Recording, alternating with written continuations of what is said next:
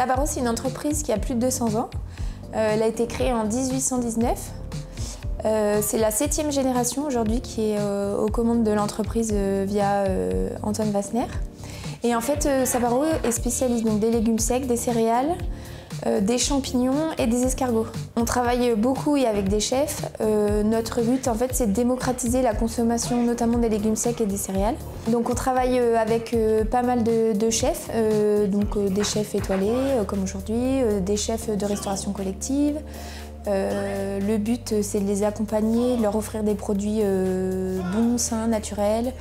Et être partenaire d'Etoc, ça nous permet aussi de sortir un peu de notre frontière de la Haute-Loire et de rencontrer de nouveaux chefs comme aujourd'hui avec Rémi. Bonjour Rémi. Salut, comment vas-tu? Ça va, merci. Qu'est-ce que tu nous apportes de beau aujourd'hui? Du coup, j'ai ramené des morilles séchées. Ouais. Et du petit épeautre nivelé. Impeccable. Ça te va? Ouais, parfait, on va se préparer ça tous en cuisine? Ok. Allez, feu. Bon voilà, on est dans la petite cuisine de l'impulsif. On va faire du coup aujourd'hui, on va travailler donc du coup sur vos produits. On va travailler du coup le petit épeautre du Puy-en-Velay et on va travailler la morille. Le but voilà, c'est qu'on va travailler ça avec une truite. Une truite Ikejime de Stéphane Ennis, donc très beau produit aussi. On va le faire en risotto, un risotto qui sera comme chez nous avec des goûts asiatiques, forcément. Et puis on va s'amuser en fait à décliner la morille en plein de textures différentes. On va commencer par le risotto. Tu vas juste mettre un petit fond d'huile. On va faire du coup suer des oignons, du gingembre. On va les laisser cuire un petit peu. On va rajouter l'épeautre. Ensuite, on va mouiller avec un petit peu d'eau, un peu de beurre, bien sûr salé. On va mettre un petit peu de 5 épices. Et aux 3/4 de la cuisson, on va rajouter un peu de jus de morille, voilà, pour donner un peu le goût de morille dans l'épeautre. Là, une fois que ça sera cuit, ça sera réduit, on rajoutera un petit peu de parmesan pour le tout et avoir un petit peu de gourmandise. Il y a beaucoup de gens qui ne consomment pas de céréales parce que c'est trop long à cuire. Ouais.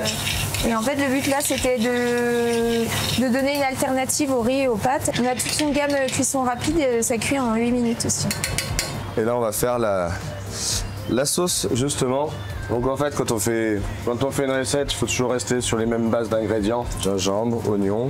Puis derrière, on va travailler ça avec des sauces soja pour apporter côté umami avec la morille.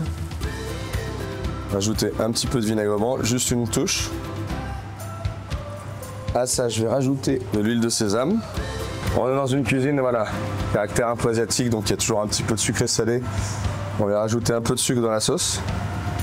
Donc là, on va la laisser cuire un tout petit peu. Et ensuite, on va la lier à maïzena. Le but, c'est d'épaissir la sauce et d'avoir voilà, une texture un peu plus onctueuse, en fait, moins liquide, qui va napper derrière la truite. On va le crémer et là, on va laisser cuire ça tranquillement. Le but après, c'est de le mixer, de le passer au chinois pour pas qu'il y ait de morceaux. On va le passer en siphon et faire l'espuma après. Donc on va passer à la cuisson de la truite. Avant de la passer au four, on l'a mis 7 minutes au gros sel. Ensuite rincer, sécher, faire bien assaisonner. Un petit trait d'huile. Et tout simplement, au four. J'ai pas de temps de cuisson. Tout ce que je sais en fait pour avoir une cuisson parfaite, c'est pile poil au moment où on peut retirer la peau qu'elle est cuisson parfaite. Donc voilà la truite. Donc là on voit la peau, hop, on peut l'enlever.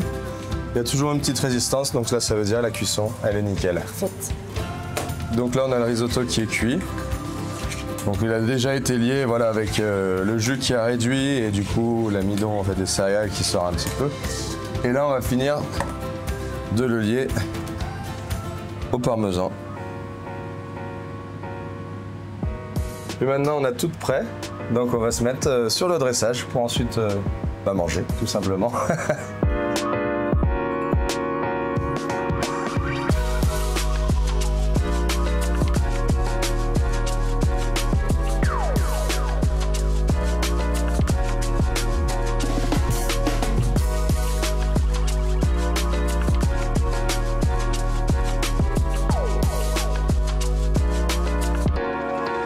Hop, plus qu'à verser la sauce.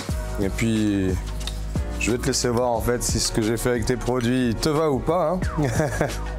On rajoute la sauce. Et voilà, bonne dégustation. Merci. Ça t'a plu du coup? Oui, c'était super, merci. Bon, bah impeccable. Merci de m'avoir montré tous ces produits. Voilà l'utilisation qu'on peut en faire. Et puis, voilà, on va continuer à travailler ensemble, je pense. En tout cas, n'hésitez pas à nous suivre, voilà, les Tocs d'Auvergne, Sabaro, il y a encore plein de choses qui vont sortir et ça va continuer.